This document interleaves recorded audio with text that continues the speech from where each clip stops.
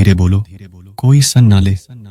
यह बात हम सबके कानों में पड़ी होगी और हमारे मुंह से भी निकली होगी, लेकिन सोचने की बात यह है कि यह वाक्य कब कब हमारे मुंह से निकलता है और कब कब हमारे कानों में पड़ता है, क्योंकि ऐसे कम ही गुप्त राज होते हैं जो हम दूसरों के कानों में पढ़ने नहीं देना चाहते। अक्सर परिवार में अशांति का कारण हम स्वयं ही होते हैं। हम इस बात को देख पाए भले ना देख पाए, पर यह असल सत्य है, क्योंकि जाने अनजाने मूर्खता विशाम खुद ही अपनी वो बातें दूसरों को बता देते हैं जो हमें कभी नहीं बतानी चाहिए। और वही बातें जो जाने अनजाने हमने किसी दूसरे के सामने बता दी थी, वही हमारे दुख का कारण बन जाता है, वही हमारे झगड़ा का कारण बन जाता है। और फिर बाद में हमें पछतावा होता है कि मुझे यह बात किसी को बताने नहीं चाहिए थी, मेरी ही गलती हुई कि मैंने जाने अनजाने यह बात सभी को बता दी। इसीलिए आज की जो बौद्ध कहानी मैं आपको सुनाने वाला हूं, उसे सुनने के बाद आपको 7 ऐसी बातें पता चलेंगी जो आपको कभी किसी को नहीं बतानी। ये जो 7 बातें हैं जो आपको किसी को नहीं बतानी, क्यों नहीं बतानी, इसके पीछे का तर्क भी मैं आपको दूंगा। और इन 7 बातों के अलावा अगर आपको लगता है कि कोई बात ऐसी है जो मुझसे छूट गई या मैं नहीं बता पाया, तो कमेंट सेक्शन में जरूर बताना। इससे पहले कि आप इस बोध कहानी में खो जाएं, इस चैनल को सब्सक्राइब जरूर कर लें। तो चलिए कहानी शुरू करते हैं। एक समय की बात है, एक नगर में रिंकू नाम का एक युवक रहता था। वह युवक बहुत गरीब था, कुछ पैसा नहीं था। उसके पास 2 वक्त की दाल रोटी भी बड़ी मुश्किल से उसको नसीब होती थी। किसी कम की तलाश में दिन रात खोज करने पर भी उसे कोई कम नहीं मिल रहा था। फिर एक दिन उसने अपनी पत्नी के सामने अपनी सारी समस्या आदि उसने अपनी पत्नी को कहा कि मैं जिस जगह भी कम मांगने के लिए जाता हूं, तो हर कोई मुझे ये कहकर कम नहीं देता कि हमारे यहां कम की जरूरत नहीं है। मैं कम की तलाश कर करके थक चुका हूं। मुझे समझ नहीं आता कि मैं तुम लोगों का पेट कैसे भरूंगा, अपने बच्चों को कैसे मालूं, और ये चिंता मुझे दिन रात खाई जा रही है।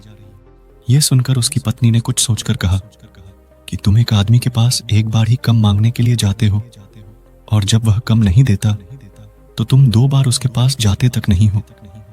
अगर तुम्हें उनसे कम लेना है तो तुम्हें हमदर्दी जतानी होगी, तुम्हें उनसे हमदर्दी हासिल करनी होगी, अपनी गरीबी दिखानी होगी, ताकि वह लोग तुम्हारी मजबूरी समझकर तुम्हें कम पर रख लें। इसीलिए शर्म मत करो, उन्हें अपनी मजबूरी बताओ, अपनी गरीबी बताओ, और इसी उपाय से तुम कम कर सकते हो। यह बात रिंकू की मस्तिष्क में बैठ गई और अगले दिन कम मांगने के लिए वह सीट के पास जा, जहां पर वह पिछले दिन कम मांगने के लिए गया था। लेकिन इस बार उसने हाथ जोड़कर उसे सेठ से प्रार्थना की, उससे विनती की कि वो बहुत गरीब है और उसे कम की बहुत आवश्यकता है। वो जो कुछ भी उसे देंगे उसमें संतुष्ट हो जाएगा, पर कृपया करके मुझे अपने यहाँ कम पर रख ले। उसकी ये हालत देखकर उसे सेठ ने उसे अपने यहाँ कम पर रख लिया। वो रोज वहां पर कम पर जाने लगा। अंदर ही अंदर वह खुश तो था कि उसे कम तो मिला, लेकिन उसे वेतन दूसरे लोगों से कम मिलता था। वही कम जो दूसरे लोग कर रहे थे, उन्हें ज्यादा वेतन मिल रहा था और इसे कम वेतन मिला था। जब इस बारे में उसने अपने सेठ से कहा, तो सेठ ने कहा कि देखो भाई, तुम्हें कम की जरूरत थी, मैंने तुम्हें कम दिया। मेरा धन्यवाद करने की बजाय तुम मुझसे शिकायत कर रहे हो। यह कैसी बालमन सेहत है। यह सुनकर रिंकू वहीं पर चुप हो गया। बात कहीं ना कहीं सत्य थी। सेठ ने तो उसे उसकी मजबूरी के हिसाब से ही कम दिया था और इसीलिए वो उसे अपने अनुसार ही वेतन देता था। लेकिन धीरे धीरे उसने यह बात अपने सेठ संबंधियों और अपने दोस्तों को भी बताना शुरू कर दी कि उसका सेठ कैसा आदमी है और उसे कितना वेतन देता है। समय बिता रहा और रिंकू पूरी लगन के साथ अपना कम करता रहा, लेकिन अब परिस्थितियां बदलने लगी थी। सेठ अब रिंकू से दूसरे लोगों से ज्यादा कम लेता था और उनसे कम वेतन उसे देता था। यह बात रिंकू के मैन को बहुत खलती थी। वह दूसरों से ज्यादा मेहनत कर रहा है और उनसे कम वेतन कर रहा है। इससे उसके आत्मसम्मान को बहुत गहरी चोट पहुंची। अब धीरे धीरे उसका मैन अपने कम से हटने लगा। उसका मैन कम में लगता ही नहीं था। जाहिर सी बात है कि ऐसी जगह किसका मैन लगेगा जहां आदमी को अपने आत्मसम्मान के साथ समझौता करना पड़े। इसीलिए जल्द ही उसने अपना कम छोड़ दिया और वो घर पर आकर खाली बैठ गया। अब उसके पास घर का खर्चा चलाने के लिए भी पैसे नहीं बचे। इसीलिए उसने अपने सेठ संबंधियों और अपने दोस्तों से सहायता मांगने शुरू की। लेकिन उसके दोस्त उसके सामने तो उसे दया का पत्र समझते, उसे दिलासा दे देते, लेकिन पीछे से उसका मजाक उड़ा देते। वो कहते कि कितना बेवकूफ है, सेठ ने इतना कम लिया और बेचारे को पैसे भी नहीं दिए। अरे हम इसको पैसे दे दें तो ये कल हमारा भी पैसा वापस कर पाएगा। इसकी ऐसी हालत है, कम तो इसके पास कुछ है नहीं, पैसा कहां से ला कर देगा। और इसी वजह से रिंकू की हालत दिन में दिन खराब होती जा रही थी। अब वो दिन रात तनाव में रहने लगा था। वही दोस्त, वही सेठ संबंधी जो उसके अपने होने का दिखावा करते थे, वह उसे दया का पत्र समझ रहे थे। उन्हें उसके ऊपर तरस से रहा था। सब लोग आकर उसे ज्ञान तो बहुत देते लेकिन कोई सहायता नहीं करता था। और अक्सर ऐसा ही होता है, ज्ञान देने वाले तो बहुत मिल जाते हैं, लेकिन मदद करने वाले उंगली पड़कर, हाथ पड़कर आगे चलाने वाले कितने लोग मिलते हैं। एक दिन उसे पता चला कि पड़ोस के गांव में एक बहुत भिक्षु आया हुआ है जो बहुत ही ज्ञानी है। रिंकू इतना तनाव में था कि उसे कोई रास्ता नजर ही नहीं ए रहा था। इसीलिए जाने अनजाने उसे बहुत भिक्षु के पास पहुंच जाता है। वहां पहुंचकर वह सीधे उनके पैरों में गिरकर रोने लग जाता है। वो रोते रोते उन्हें अपनी सारी परिस्थिति बताता है। उसे बताता है कि किस तरह उसके सेठ ने उसका फायदा उठाया और उसके सेठ संबंधी उसके साथ कैसा व्यवहार रखते हैं। सारी बातें सुनकर बहुत भिक्षु ने उसे चुप करते हुए कहा कि बनते, यह सारी समस्याएं तुम्हारी बुद्धिहीनता, तुम्हारी मूर्खता के कारण उत्पन्न हुई है। अगर तुम्हारे अंदर विवेक होता तो इनमें से एक भी समस्या तुम्हारे चित्त को नहीं कर सकती थी। लेकिन तुमने अपने अव्यय के कारण, अपनी मूर्खता के कारण खुद ही अपने रास्ते में कांटे बिछा दिए। आज मैं तुम्हें 7 बातें बता रहा हूं जो भूल कर भी किसी को मत बताना, और इन बातों का अनुसरण करते हुए तुम बाहर से मिलने वाले दुखों को तो दूर कर ही सकते हो जो बेवजह दुनिया की वजह से तुम्हारे अंदर पकाते हैं। पहली बात जो किसी को नहीं बतानी चाहिए वो है अपनी मजबूरी का दिखावा करके दूसरों का दया पत्र बनकर उनकी सहायता लेने की गलती कभी मत करना। हो सकता है कि आज वह तुम्हारी मजबूरी देखकर तुम्हारी सहायता करते, लेकिन कल वो तुम्हारा फायदा उठाने से भी नहीं चूकेगा। और अगर फायदा भी नहीं उठाया तो दूसरों के सामने तुम्हारा मजाक बनाने में वो आदमी कभी नहीं चूकेगा। इसीलिए कभी भी अपनी मजबूरी का दिखाओ मत करो। अगर घर में 2 जरूरी है, सूखी रोटी है तो वही खाकर सो जाओ, लेकिन दूसरों को इसके बारे में भनक तक नहीं लगनी चाहिए। जरा आप खुद सोचो, मजबूरी बताने का क्या प्रयोजन होता है एक इंसान का। या तो वो दूसरों से सहानुभूति हासिल करना चाहता है या उनसे कोई आर्थिक मदद चाहता है। लेकिन अगर दोनों ही परिस्थितियों आप देखें तो दूसरा आदमी आपका फायदा उठाने से नहीं चुकेगा, और अगर वो फायदा नहीं भी उठेगा तो अपनी नजर में तो वो आपको मूर्ख ही समझेगा, बेवकूफ समझेगा, और दूसरों के सामने आपका मजाक तो जरूर बनाएगा। इसीलिए अपनी मजबूरी के बारे में कभी किसी को मत बताना। दूसरी बात जो किसी को भी नहीं बतानी चाहिए वह है अपनी अतीत की गलतियां और भविष्य की रणनीतियां। जरा सोचो कि अगर हम अपने अतीत की गलतियां किसी दूसरे को बताते हैं तो उसका क्या प्रभाव होगा। वह गलतियां ठीक तो नहीं की जा सकती, जाहिर है, तो उन्हें बताने का क्या प्रयोजन रह जाता है। आप अपने अंधेरे पक्ष को खुद दुनिया के सामने बता रहे हो, खुद अपनी गलतियां दूसरों के सामने बता रहे हो। इससे उसे आदमी की नजर में आपका एक चरित्र घटित हो जाएगा और वो भविष्य में हमेशा आपको उसी नजरिया से देखेगा। इसीलिए किसी भी आदमी की नजर में अपना चरित्र घटित मत होने दो। और जरा सोचो कि आप व्यर्थ में ही अपने भविष्य की रणनीतियां दूसरों के सामने बता रहे हो। जो लोग आपके कम का हिस्सा ही नहीं है उनके सामने अपनी भविष्य की रणनीतियां अपनी देंगे। हाँकने का क्या फायदा, वो लोग आपकी सहायता तो नहीं करेंगे, लेकिन आपकी भविष्य की रणनीतियां में बड़ा जरूर बन सकते हैं। आप खुद अपनी विवेक का इस्तेमाल करिए और सोचिए कि आपके साथ भी ऐसा हुआ है कि आपने अपनी भविष्य की रणनीति किसी को बताई हो और वो कामयाब ही ना हुई हो। जरूर हुआ होगा, जरा गौर से सोचिए। तीसरी बात किसी को नहीं बतानी चाहिए वो है अपने घर की बातें। जो भी हमारे घर के अंदर आपस में बातचीत होती है, हमारे माँ बाप के साथ, हमारी पत्नी के साथ, हमारे बच्चों के साथ वह बातें पारिवारिकता की सीमित रहनी चाहिए।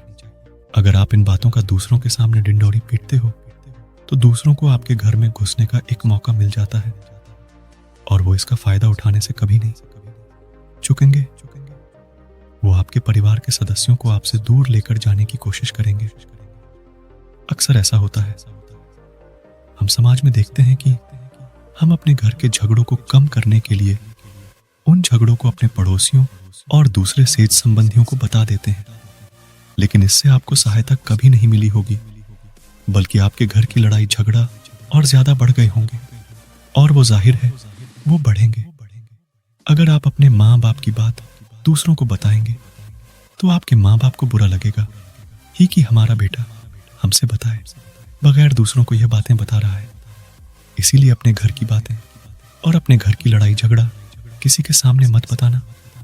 अगली बात जो मैं आपको बताने जा रहा हूं, जो किसी को नहीं बतानी चाहिए, वो सुनने पर बहुत अजीब लग सकती है, लेकिन उसका सत्य भी मैं आपको एक तर्क के माध्यम से दूंगा। मैं कहता हूं कि अपनी आमदनी किसी को मत बताना। अब अपनी आमदनी ना बताने के पीछे क्या प्रयोजन हो सकता है? जरा सोचिए कि आप अपनी आमदनी अपने दोस्तों को बता देते हैं, तो जब आपके दोस्तों को जरूरत पड़ेगी तो वो सिर्फ आपको ही याद करेंगे, क्योंकि उनको पता है कि अगर आपकी आमदनी ज्यादा अच्छी है तो आप ही उनकी मदद कर सकते हैं, और इसीलिए ज्यादा लोग आपसे सहायता मांगेंगे। और जब आप उनकी सहायता नहीं करेंगे तो वो सोचेंगे कि इस आदमी के पास पैसे हैं, मेरी सहायता कर सकता है, लेकिन यह सहायता कर नहीं रहा है, और इसीलिए आपकी आमदनी आप दोनों दोस्तों के बीच एक झगड़ा का कारण हो सकती है। कम आम आदमी होगी तो लोग मजाक उड़ाएंगे, और ज्यादा होगी तो सहायता मांगी, तो अपनी आमदनी बताने का कोई प्रयोजन नहीं है। अगली बात जो मैं आपको बताने वाला हूं, उसे अपनी गंद बंद लेना और किसी को यह बात मत बताना। अपनी कमजोरी और अपनी ताकत अक्सर इंसान को पता नहीं होता है कि उसकी कमजोरी या उसकी ताकत क्या है, लेकिन अगर आपको अपनी कमजोरी और अपनी ताकत पता है तो पहली बात तो आप बहुत ही बुद्धिमान आदमी हैं, और दूसरी बात की आपको यह बातें किसी से सजा नहीं करनी है, क्योंकि अगर आपकी कमजोरी दूसरों को पता चल गई तो वह आपकी कमजोरी का फायदा उठेंगे, और अगर आपकी ताकत पता चल गई तो वही ताकत आपकी कमजोरी बन जाएगी, क्योंकि वो ताकत दूसरे आदमी को पता है और वो ताकत की काट भी ढूंढ ही लेगा। अपनी कमजोरी और अपनी ताकत अपनी पत्नी या अपने पति को भी नहीं बतानी चाहिए, क्योंकि इसके बाद आपको घर में उनसे हमेशा दब के रहना पड़ेगा। अगली बात जो किसी को नहीं बतानी चाहिए वो है अपने मित्र और अपने शत्रु। आप अपने मित्रों के बारे में अगर दूसरे लोगों को बताएंगे तो वह आपके मित्रों के साथ अपनी घनिष्ठ बनाकर आपको धोखा दिलवा सकते हैं, आपके गहरे मित्रों को आपसे दूर करने का प्रयास कर सकते हैं। अक्सर आम आदमी ऐसा नहीं करता, लेकिन आपके दुश्मन ऐसा करने की कोशिश कर सकते हैं। और दूसरी तरफ आपकी शत्रु का भी किसी को नहीं पता लगना चाहिए, क्योंकि आज जो आपका मित्र है, अगर कल वो आपका दुश्मन हो गया तो वो आपके दुश्मन के साथ ही मिलकर आपको परास्त कर सकता है, आपको धोखा दे सकता है। इसीलिए अपने सबसे अच्छे दोस्तों को भी अपने दुश्मन के बारे में कभी मत बताना। अगली और आखिरी बात कहना चाहता हूं कि जब तुम डैन करते हो तो डैन के बारे में भी किसी को मत बताना। नहीं तो डैन करना व्यर्थ हो जाता है, बेकार हो जाता है। जब आप अपने डैन का ढिंढोरा पीटते हो तो आप यह बता रहे हो कि मैं कितना बड़ा दाने पुरुष हूं, और यह आपके अंदर एक अहंकार निर्मित करेगा। इसीलिए डैन गुप्त रूप से किया जाए उतना ही अच्छा होता है, उतना ही फलदायी होता है। जब आपका बयान हाथ डैन कर रहा हो तो दाएं हाथ को भी ना पता चले कि बयान हाथ डैन कर रहा है। ये 7 बातें जो बौद्ध भिक्षु ने रिंग को बताई, इनमें संसार के सभी सिद्धांत छिपे हुए हैं। इन बातों का अनुसरण करते हुए आप अपने घर में सुख शांति बना सकते हैं और घर के झगड़ा हमेशा के लिए दूर कर सकते हैं। आप इन बातों के बारे में अपने विवेक से भी सोचेंगे तो आपको यह बातें सच मालूम पड़ेंगे। और हमारा कहानी सुनने का मकसद यही है कि आपका विवेक जागृत हो। आप खुद उन बातों के बारे में सोचें जो हम आपको बता रहे हैं, और अगर हम गलत हैं तो आप कमेंट सेक्शन में वो बात जरूर बताएं जिस पर हम गलत हैं। और इनके अलावा भी अगर आपको जानते हैं तो उन बातों को भी कमेंट सेक्शन में जरूर डालें। तो दोस्तों, कैसी लगी कहानी कमेंट सेक्शन में जरूर बताना। और अच्छी लगी तो इस चैनल को सब्सक्राइब जरूर कर लेना। तो मिलते हैं अगली कहानी में, तब तक के लिए अपना ख्याल रखें।